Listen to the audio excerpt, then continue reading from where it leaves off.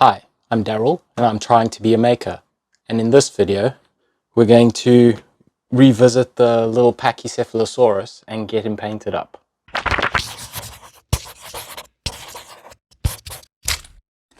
Okay, so jumping right in with the base, I'm mixing up a dark, rich, loamy brown for the soil. I don't have many colors at the moment, and as you can see, I've test sprayed the brown I have, but it's far too light for what I'm after. I dilute my paints with airbrush thinner at a ratio of 2 parts paint to 1 part thinner. I'm using the non-airbrush specific Vallejo acrylic paints here. Grabbing a cheap brush, I mix the paint in the airbrush cup. Just about all the airbrush how-to videos I've watched say not to do this. Similarly, most of the non-airbrush tutorial videos I've watched show people mixing in the cup.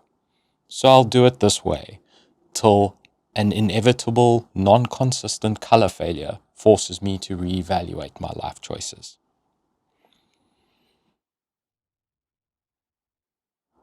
I'm laying down thin layers of paint, getting used to the airbrush trigger. As I mix more paint, I'm not too concerned with consistency.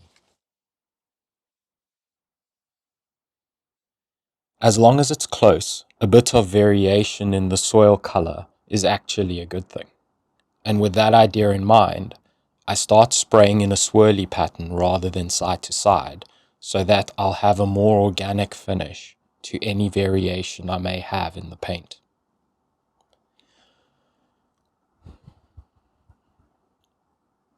Once the base has dried a bit, I take a piece of sponge and dab the base with a lighter shade of brown. Dabbing lightly with the sponge creates nice variation between the big highs and lows in the sculpt.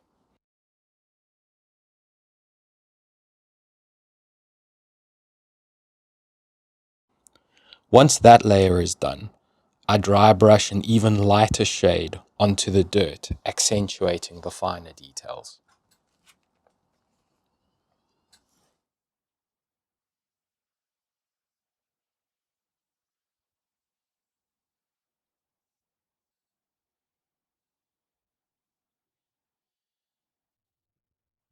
Now onto the tree. Starting as before, spraying light coats until I have a nice even light brown base.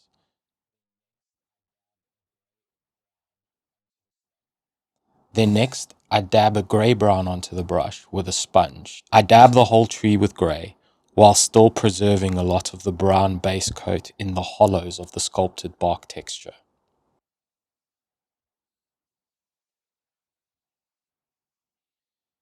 And now to use a wet palette to dry brush on the high points of the bark. Honestly, I don't know what I was thinking here, but this is pretty much the point where the wheels fell off the cart. I continue stubbornly with the wet palette, despite consistently having to wipe excess paint off the tree. I can tell you that internally I'm pretty grumpy at this point. I think I persevered mostly to get a consistent mess across the tree in the hopes that I could fix it later. I then use the wet palette for its intended purpose and paint the base coat of the top of the tree, but stop short of painting the base coat layer on the inside of the crack damage because I'm irritated and I need a break. I then shift focus to my little Pachycephalosaurus, starting with a bone white, which I plan to use as the base coat for the dome, horns, claws, and underbelly of the dino. With that done, I've masked off the dome, beak, and belly edge before getting ready to paint an orange base coat. I chose orange because I wanted something punchy to match the tiny dino's character.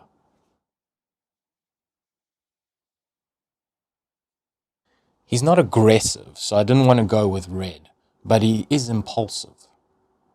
I'm not sure if color theory supports orange for impulsive, but I like orange. And besides, the plan is to tone it down with browns, which should blend in nicely. should, that is. Except that I realize as I'm going that firstly, add browns to orange isn't a plan. And secondly, my shaky hands and limited experience with airbrush control make add browns a predictably more complex task than it sounds. Then my camera's battery runs out, along with my patience. And so, at this point, I decided to call it. But I still had an opportunity to get a little practice and become a bit more familiar with some techniques. So I tried making a wash to see how best to apply it. I painted half the base with a dark wash, and then, after giving it a little time to settle, wipe the excess off half of that, so that I can see how the results will differ once it's dry. Then, putting the base aside to dry, I got the tree stump out and made a second attempt at dry brushing it, this time taking the wet palette out of the dry brushing equation. And would you look at that? I left the top above the break plain for comparison, and I'm really happy with how this has turned out. This is a technique I can maybe pull off in the future. Now, looking at the dried base with the wash, not wiping off the excess is the way to go. It might not be that obvious on camera, but the top right corner has some really nice recessed detail.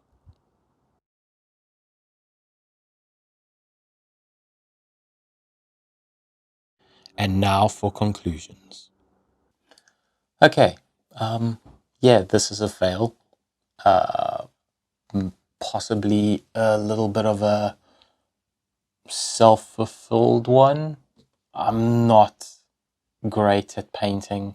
I haven't done much practical painting and my hands shake. So I think I went into this not expecting it to go well. So every time I hit a problem, I let it affect me more than it should have. And then I didn't really want to come back and carry on. But if I look at it critically and look at what I've learned, it may be a fail, but it wasn't a loss. From the point of the base, if I'd done a full wash on it and then gone over it again with a highlight dry brush, I think that would have looked really good. It wasn't far off. The tree, once I ditched the stupid wet palette, I don't know why I was using it. I think I watched too many tutorial videos. But anyway, once I ditched the wet palette and took a little time and care, the dry brushing on the tree sort of came a lot closer to what I wanted, and I think I could have gotten a good result if I'd continued. Now, with our little friend here, I really, really should have taken the time to do what I had in mind, which was to take a photo, take it into a computer, and do a paint over, to plan the color scheme. Not that I wasn't going to go with the brown and orange, but just have an idea in my head of what I was aiming for, rather than just trying to wing it, because I don't have the skill, the experience, or the brush control to just wing it. I need to have a plan. And as I think I said in the video, brown and orange is not a plan. So why call it? Well, yes, I want to be a maker first and a YouTuber second, but I still want to be a YouTuber, which means I need to make videos and I need to release them. And this was taking too long, so I just had to move on. And I was also just getting too frustrated with it. But I think with the lessons learned, I can do this down the line.